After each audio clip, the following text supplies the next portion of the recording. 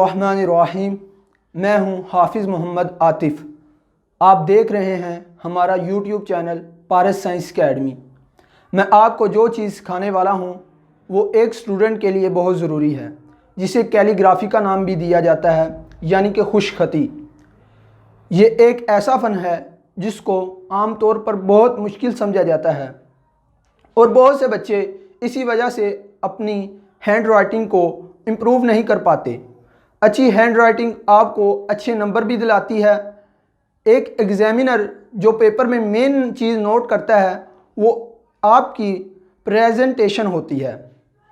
तो स्टूडेंट, हम step wise start करेंगे और आहिस्ता आहिस्ता आप अपनी हैंड राइटिंग को तब्दील होता पाएंगे।